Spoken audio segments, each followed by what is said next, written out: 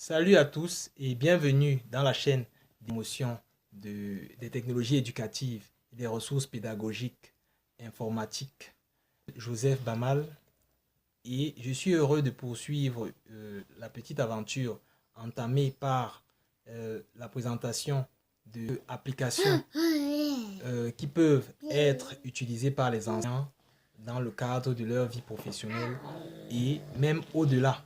Voilà, nous avons vu précédemment l'application Finote. Aujourd'hui, je vais vous parler d'une autre application qui est une autre application Android gratuite et aussi payante parce qu'il y a deux versions. Cette application, c'est l'application Handwrite. Est une application vraiment géniale parce qu'elle permet aux preneurs de notes compulsifs comme moi-même de se passer de papier et ainsi contribuer également à l'effort écologique qui nous incombe tous. Voilà. Bon, ça va être un peu laborieux parce que mon fils là, il ne me laisse pas du tout. Mais bon, je vais continuer. Bien. Ok. Qu'est-ce que... on ne va pas voir comment l'installer parce que sinon la vidéo serait inutilement longue. Donc, je vais directement vous en montrer vous en présenter quelques fonctionnalités et je laisse aller voir tout le potentiel que vous pouvez en tirer. Donc voilà, c'est l'application Handwrite. Et voilà, lorsqu'on lance la première fois, vous avez une interface noire. Pourquoi? Parce que j'ai supprimé toutes les publications, enfin toutes les créations que j'avais faites précédemment pour vous montrer à peu près ce que vous auriez au démarrage au premier démarrage de l'application. Donc ici, vous avez donc une barre, un ruban horizontal sur le fond noir. Et de la gauche vers l'extrême droite, on peut dire qu'il y a l'icône de l'application. Il y a une icône, toutes les notes ici, qui permet qui vous renseigne sur le répertoire de sauvegarde des fichiers, n'est-ce pas, des images que vous aurez lorsque vous allez vouloir exporter ces fichiers-là. Donc, c'est la succession, en fait, d'emplacement relatif de votre fichier. Vous avez ensuite l'icône qui nous intéresse pour créer un nouveau document, qui est l'avant-dernière icône. La dernière icône étant celle qui va nous permettre de rechercher les documents que nous avons déjà créés. Donc, ici, je vais appuyer sur l'avant-dernière icône et vous allez voir une feuille de papier numérique, pareil. Et ici aussi, vous avez la possibilité de paramétrer ce papier si ça ne vous satisfait pas. Par exemple, si je veux une feuille de papier vierge, tout simplement j'appuie le bouton de menu contextuel d'Android et puis je choisis style de papier. Et là, je n'ai plus qu'à balayer pour pouvoir choisir le style qui me convient. Si par exemple je veux une feuille, sélectionner ceci, puis désélectionner, voilà, j'ai donc ma feuille de papier vierge. Maintenant, ce qu'il est important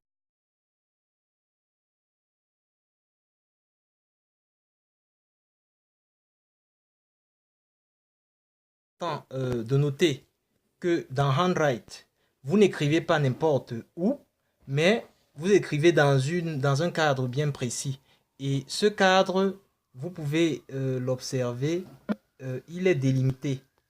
Voilà, vous pouvez facilement l'observer et le déplacer d'ailleurs.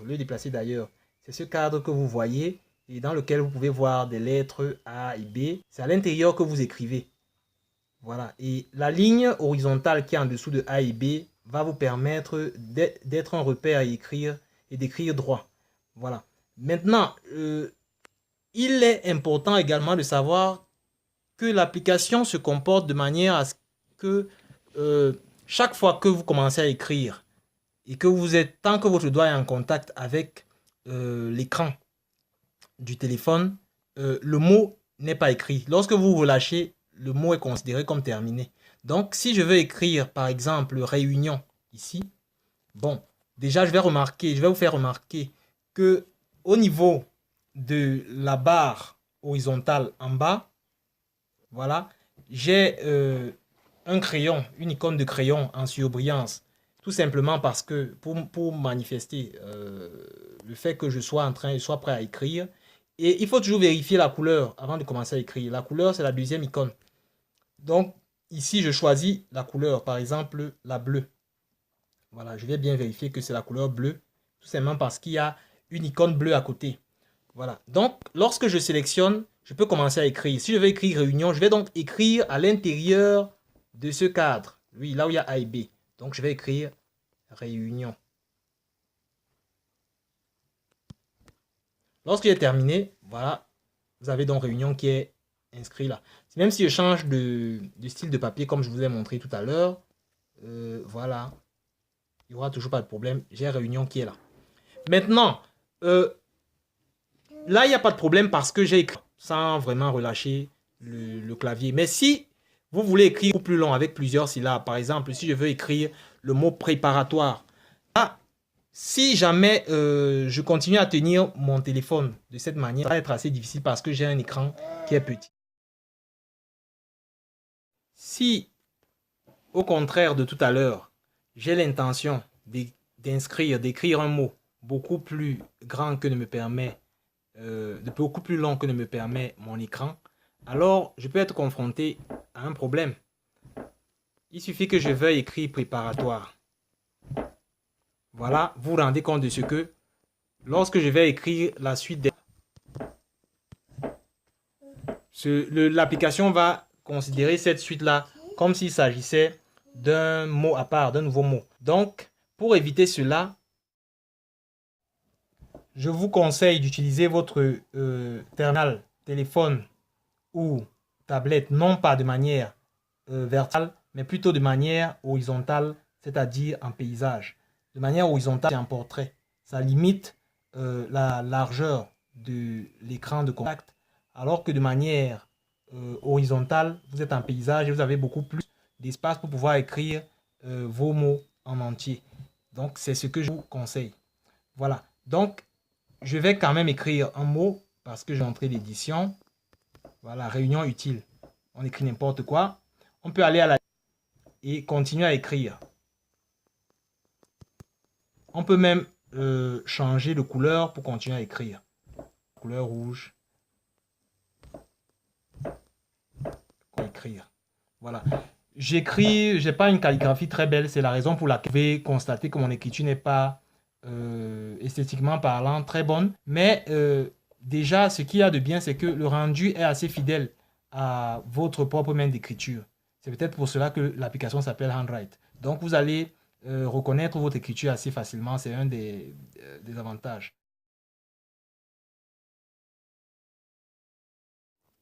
Vous pourrez donc ainsi écrire au doigt, comme je suis en train de le faire, ou en vous servant d'un stylet, si votre terminal vous le permet. Bien, vous pouvez également modifier, comme dans n'importe quelle application de traitement de texte, vous pouvez modifier quelque chose que vous avez déjà écrit. Par exemple, si je veux modifier réunion, il faut au préalable que je sélectionne. Pour sélectionner réunion, je vais appuyer en dehors de réunion, soit à la fin du mot réunion, soit au début. Bon, je vais commencer par la fin, là. Et puis, lorsque je sens une vibration, je balaie. Je ne relâche pas. Je balaie jusqu'à ce que j'ai recouvert, dans l'autre sens, le mot que je veux sélectionner. Une fois que le mot est sélectionné, maintenant, je peux tout à fait, en me servant du menu en bas, le modifier. Je peux en changer la couleur. Bon, je peux mettre la couleur verte ici. Je peux mettre en gras. Je peux décider de le souligner ensuite. Donc, vous avez des possibilités vraiment d'édition qui sont énormes. Et également, je vais aller à la ligne là. Vous pouvez insérer des images. Vous pouvez insérer des images. Vous pourrez donc ainsi écrire au doigt, comme je suis en train de le faire, ou en vous servant d'un stylet, si votre terminal vous le permet. Bien, vous pouvez également modifier, comme dans n'importe quelle application de traitement de texte, vous pouvez modifier quelque chose que vous avez déjà écrit.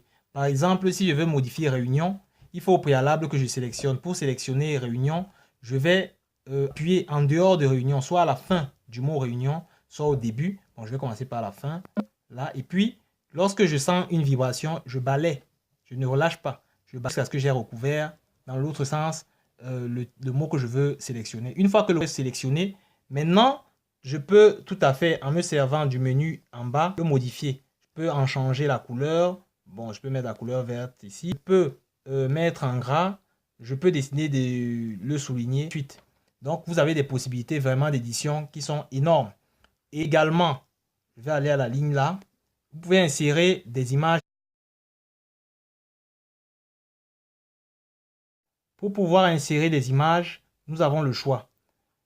Soit nous utilisons l'avant-dernière icône qui représente, qui est une icône de trombone, et nous attachons une image, soit en prenant directement une photo par l'appareil photo de notre téléphone ou de notre tablette, soit en allant dans notre galerie photo. Je ne vais pas le faire ici, je vous laisse le soin de le découvrir. Vous pouvez également dessiner à la main avec la dernière icône H et qui n'est pas à l'origine présente dans l'application lorsque vous chargez.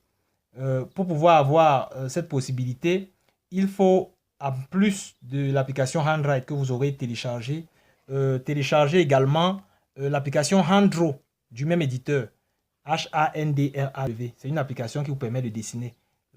Ainsi, je peux appuyer dessus et faire un dessin quelconque. Et je valide. Et ce dessin va être inséré dans mon document et je pourrai continuer.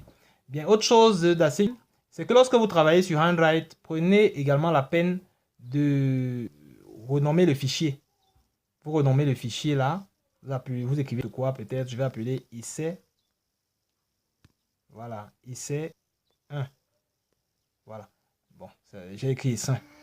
Bon, lorsque vous renommez le document, ça vous permet chaque fois une sauvegarde automatique. Ainsi, sortez du document, là, vous avez déjà votre fichier qui est prêt et vous pouvez y revenir pour le modifier notamment. Voilà. Donc, le document là, vous pouvez décider par exemple de le renommer. J'ai écrit essai 1 tout à l'heure, renommer en essai 1. Voilà. Voilà, vous avez vu, ça a été modifié. Je peux créer un autre document. C'est un peu comme si dans la vie réelle, je modifiais, j'achetais plusieurs livres ou bien plusieurs rames de papier. Donc, c'est presque la même chose. Je peux venir ici, voilà le nouveau document. Je vais même en changer le style de papier. Ici, à la place de ce papier-là, je prends un format comme ça. Voilà. Et puis, je peux écrire. Hein. Je peux mettre là conseil d'enseignement. Là, je vais vérifier la couleur. Je prends la noire. Voilà. Je mets conseil. Vous voyez. Voilà, conseil d'enseignement.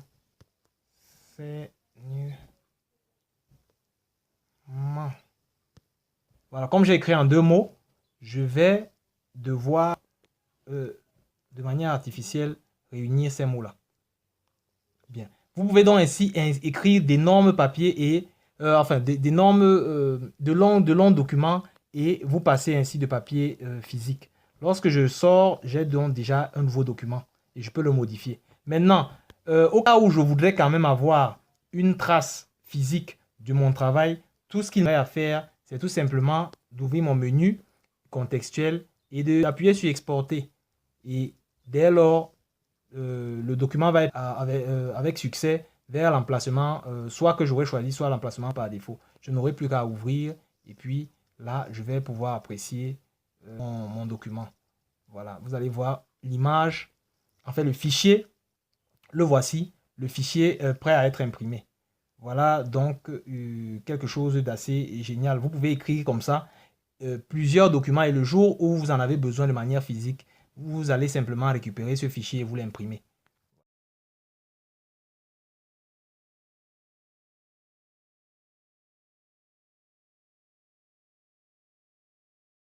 Revenons au niveau de l'application pour voir d'autres fonctionnalités rapidement. Vous pouvez par exemple créer des labels. Les labels, c'est simplement pouvoir retrouver votre document par certains mots-clés. Donc, vous avez qu'à mettre un certain nombre de mots-clés et puis le jour où vous recherchez votre document, ça devient beaucoup plus aisé, n'est-ce pas, au moteur de recherche interne à votre application de retrouver le dit document. Voilà. Donc, bien. Donc, ici, vous avez aussi, avant de terminer, on a également la possibilité de partager. Vous avez dans l'icône, au niveau, l'icône à l'extrême droite de votre ruban. Vous cliquez sur cette icône et puis ça vous offre les possibilités de partage. Maintenant, ça dépend des applications installées dans votre téléphone ou votre tablette. Et cela dépend également du type de terminal que vous avez. Ainsi, vous pouvez envoyer sous forme de message si votre téléphone le permet. Vous pouvez envoyer vers d'autres applications de prise de notes. Voilà. Bien, mais vous pouvez également, lorsque vous avez la version professionnelle, comme je l'ai dit, exporter vers le PDF et ensuite envoyer à qui vous voulez. Vous pouvez, lorsque vous n'avez pas de version, la version professionnelle, exporter comme je l'ai montré tantôt par le menu exporter. Et puis, ensuite, vous y rendre et envoyer l'image par les réseaux sociaux à quelqu'un d'autre. C'est terminé avec l'application Handwrite.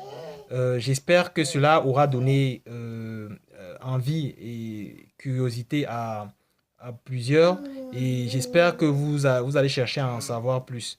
Bien, je termine cette vidéo en espérant que vous avez aimé et que vous allez liker, comme on dit, avec un pouce bleu sur ma chaîne. Et je vous invite également à vous abonner. Et à la prochaine pour la prochaine vidéo. Merci.